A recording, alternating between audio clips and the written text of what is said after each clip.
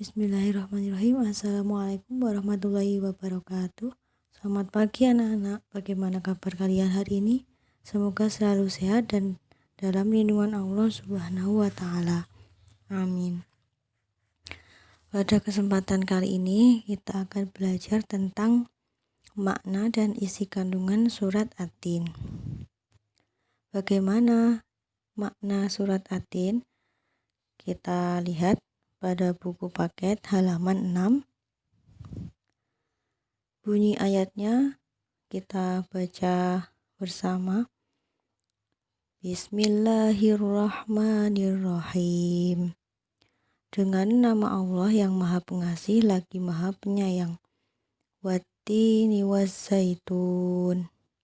Demi buah tin dan buah zaitun. Waturi sinin. Dan demi gunung Sinai. Kemudian kita buka halaman ke-7 ayat ketiga. Wahadal baladil amin. Dan demi negeri yang aman ini. Laqad khalaqnal insana fi ahsani taqwim.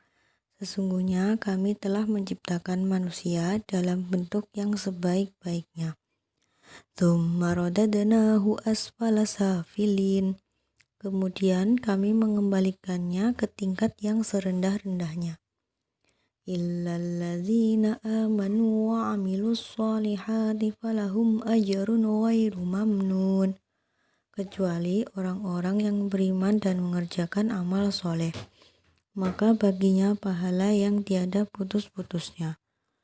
Fama yukadzibuka ba'du biddin. Maka apakah yang membuatmu mendustakan hari pembalasan sesudah itu? Alaihissallahu biahkamil hakimin. Bukankah Allah Subhanahu wa ta'ala adalah hakim yang paling adil? Nah, demikianlah makna surat At-Tin. Mengapa dinamakan surat At-Tin? Surat At-Tin diambil dari kata At-Tin yang terdapat pada ayat pertama yang artinya buah tin. Surat Tin adalah surat yang ke-95 dalam Al-Quran yang berjumlah 8 ayat dan termasuk golongan surat Makkiyah karena diturunkan di kota Mekah. Seperti itulah gambar 1.2 buah tin, kemudian yang kedua gambar 1.3 yaitu buah zaitun. Selanjutnya kita buka halaman 8 tentang kandungan surat At-Tin. Ayat pertama, tin adalah buah yang enak dan lembut serta cepat dicerna. Ia menjadi obat yang banyak manfaatnya, memperhalus fisik, mengencerkan dahak, membersihkan ginjal, menghancurkan batu pada saluran air seni, menggemukkan badan, dan dapat melonggarkan rongga hati dan limfa. Sedangkan buah zaitun adalah buah yang memiliki keistimewaan karena kandungan minyaknya yang berlimpah, sehingga dapat dipergunakan di daerah yang kurang memiliki minyak. Ayat kedua, Gunung Sinai terletak di semenanjung Sinai, lintasan antara tanah Mesir ke Israel, Arab, dan Mesopotamia. Gunung ini dikenal sebagai Jabal Musa karena tempat ini Nabi Musa menerima wahyu pertama dan diangkat menjadi rasul. Kemudian ayat ketiga, kota yang aman yaitu kota Mekah. Kota ini disebut dengan kota yang aman karena siapapun yang memasukinya terjaga keamanan dan keselamatannya. Kota Mekah disebut juga sebagai Ummul Qura dan tanah yang aman.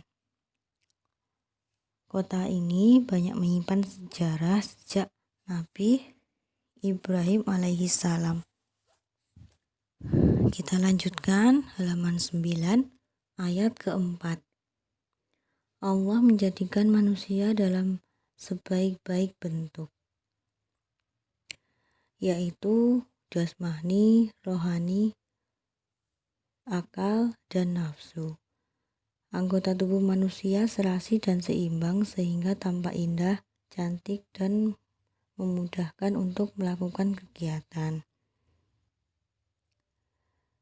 Kemudian ayat kelima, Allah Subhanahu wa Ta'ala mengingatkan manusia, sekalipun mereka sempurna, tetapi dapat turun derajatnya menjadi hina karena pengetahuan, sikap, dan perilakunya apabila telah keluar dari aturan yang telah ditetapkan oleh Allah Subhanahu wa Ta'ala melalui Rasul-Nya.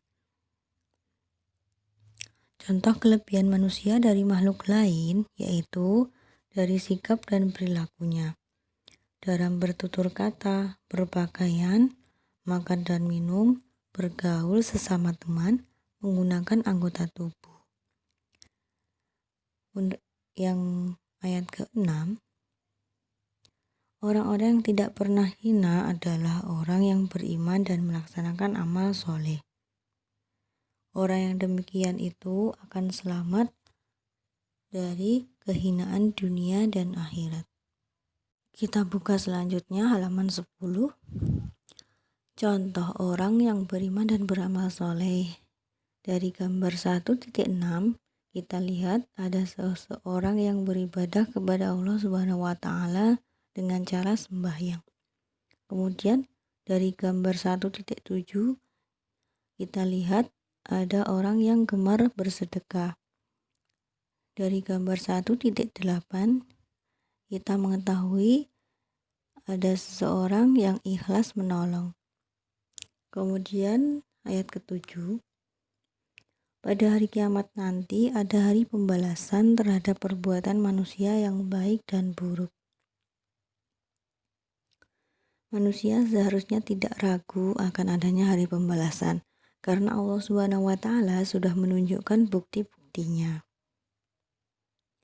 Kemudian ayat ke-8 atau ayat yang terakhir, Allah Subhanahu wa Ta'ala adalah yang maha mengetahui, sebagus-bagus pencipta dan pengatur segala urusan. Allah juga maha pengasih kepada hambanya. Ia senantiasa mengingatkan agar manusia tidak lupa diri. Jika ternyata manusia masih melakukan dosa, maka karena keadilannya manusia akan menanggung akibat dan pembalasan atas dosanya itu. Allah Subhanahu wa Ta'ala juga telah menyiapkan kenikmatan bagi orang yang menjalankan syariatnya dengan baik. Nah, demikianlah materi yang dapat Bu Guru sampaikan. Silahkan nanti dikerjakan tugas dari Bu Guru. Selamat belajar anak-anak. Wassalamualaikum warahmatullahi wabarakatuh.